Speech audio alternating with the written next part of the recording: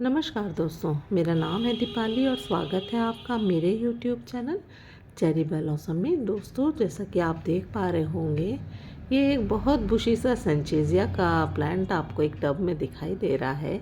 ये मेरी कटिंग है जिसे हमने बारिश के टाइम में लगाया था। कटिंग्स हमेशा बारिश का जब मौसम आता है तो उससे पहले कर देनी चाहिए, जिससे कि कटिंग्स बहुत ही अच्छी रेडी होती हैं। और ये देखिए, ये मेरा एरेलिया का है, इसकी भी हमने कटिंग लगाई थी। जैसी बारिश आने वाली थी तो उस समय हमने अपने प्लांट को थोड़ी सी शेप देने के लिए कटिंग करी थी, और ऐसी हमने रोज़ की भी कटिंग कर दी थी उस टाइम, हल्की सी। फ़िलहाल तो ये मेरा प्लांट बहुत छोटा है, ज़्यादा बड़ा नहीं है, जिसमें कि ये 3 फ्लावर्स खूबसूरत से दिख रहे हैं, इसलिए हमने कहा आप भी देखिए। हम लोग बात कर रहे थे कटिंग की, तो कटिंग अगर बारिश की शुरुआत से पहले कर दी जाए तो आपका प्लांट आगे आने वाली बीमारियों से भी बचता है और उसकी अच्छी सी शेप हो जाती है।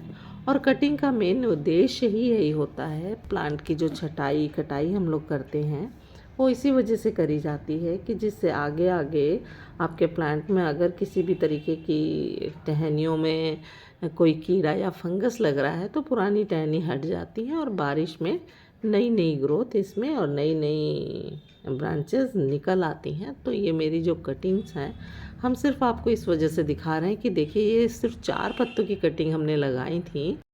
आप खुद देखेंगे, ये सिर्फ 4 पत्तों की कटिंग से इसमें कितनी अलग अलग नई नई ब्रांचेस आ गई हैं। हम इसे अभी रिपोर्ट करने वाले थे तो हमने कहा हम आपके साथ एक वीडियो ज़रूर बना लें। और ये मेरी अरालिया की कटिंग है, जो कि हमने अपने प्लांट को शेप देने के लिए थोड़ी थोड़ी सी हटाई थी और हमने लगा दी। और देखिए, बारिश में ये बहुत ही अच्छा इसका रिज़ल्ट है। और ऐसे ही हमने फाइकस की एक कटिंग, 2-3 कटिंग्स हम फाइकस की लेके आए थे कहीं से, उसे हमने लगा दिया था। तो एक को तो हमने गमले में रिपोर्ट कर दिया, एक ये छोटा सा, अभी मेरे पास गमला नहीं है, एक ये छोटा प्लांट अभी बच रहा है। फाइकस भी बहुत ही खूबसूरत सा प्लांट होता है और इसकी भी कटिंग बारिश के टाइम में बहुत आसानी से लग जाती है। यही बताना है इस वीडियो में कि अगर हम लोग अपने बारिश के टाइम में कटिंग्स लगाते हैं तो हमें उन्हें रिपोर्ट कब करना चाहिए। जब हमें कटिंग्स को हमेशा तभी रिपोर्ट करना चाहिए जब उसमें अच्छी तरीके से जड़ें उसकी बन गई हों, पौधे में काफ़ी अच्छी ग्रोथ दिखाई दे रही हो, जैसी इस समय आपको मेरे सनचेजिया में दिखाई दे रही है।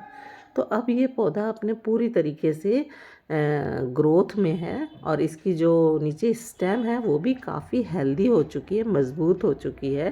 तो यानी इसके अंदर से जड़ें काफ़ी अच्छी स्ट्रॉन्ग है। तो हमें ऐसी स्थिति में अपने प्लांट की रिपोर्टिंग कर देनी चाहिए। देखिए, हमने कुछ ये प्लांट्स अपने गुलदावदी की भी कटिंग लगाई थी, इन्हें भी अब हम रिपोर्ट ही करने वाले थे, तभी हमने कहा एक वीडियो आपके साथ बनाते हैं, क्योंकि आगे आगे इनके लिए तो ये बहुत ही छोटा कंटेनर रहेगा, तो सारे प्लांट्स हम एक साथ ही रिपोर्ट करेंगे। तो रिपोर्टिंग के लिए जो हमें सॉइल मीडिया चाहिए है उसे हमें अच्छा बनाना है, क्योंकि इनकी रूट्स अच्छी तरीके से डेवलप हो गई हैं और आगे आने वाले टाइम में भी जब रूट्स को अच्छा सा न्यूट्रिशन मिलेगा तो प्लांट की ग्रोथ अच्छी होगी। इसके लिए हम 40% के करीब सिंपल गार्डन सॉइल वो ले लीजिए और उसके बाद उसमें कम से कम 15% से 20% के करीब रिवर सैंड ज़रूर मिलाएं। 15% रिवर सैंड मिलाने से मिट्टी थोड़ी सी पोरस हो जाती है, भुरभुरी सी रहती है। उससे होता ये कि रूट्स को जगह मिलती है अपने आप को गमले में फैलाने के लिए।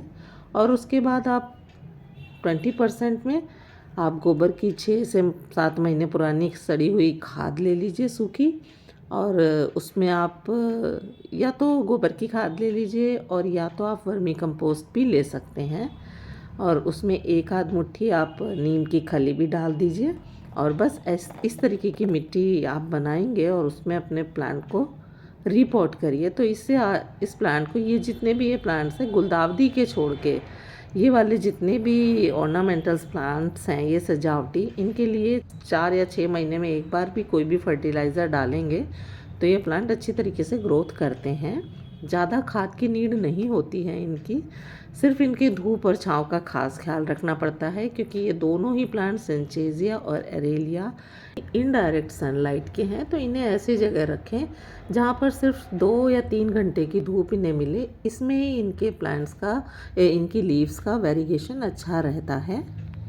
तो इस तरीके की आप सॉइल में अपने इस प्लांट को लगाइए और लगाने के बाद कम से कम 2 दिन के लिए इसे सेमी शेड एरिया में रखिए और उसके बाद धीरे धीरे से इसे ऐसी जगह रखिए, क्योंकि अब आगे आने वाला टाइम थोड़ा ठंडा रहेगा, तो इन्हें ओस से भी बचाना पड़ेगा और ज़्यादा ठंड से भी बचाना पड़ेगा। तो ऐसी जगह रखें जहाँ पर इनडायरेक्ट सनलाइट इन्हें मिलती रहे। और सर्दी ज़्यादा आ रही है तो ज़्यादा पानी ना दें, नहीं तो होता ही है कि ज़्यादा पानी से भी प्लांट ख़राब हो जाता है। और सेंचेजिया तो खास करके बहुत ही नखरेला प्लांट होता है।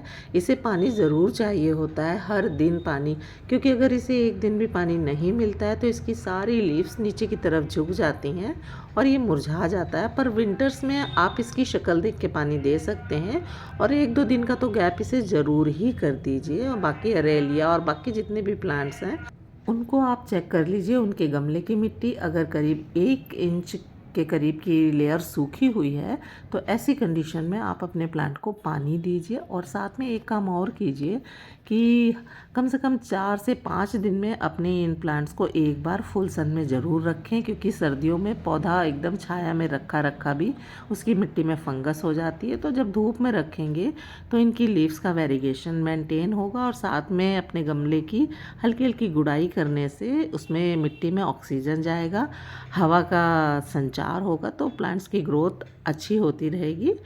तो दोस्तों, आशा करते हैं मेरा ये वीडियो आप लोगों को अच्छा लगा होगा। तब तक के लिए आप और आपके प्लांट खुश रहें, गुनगुनाते रहें। Take care.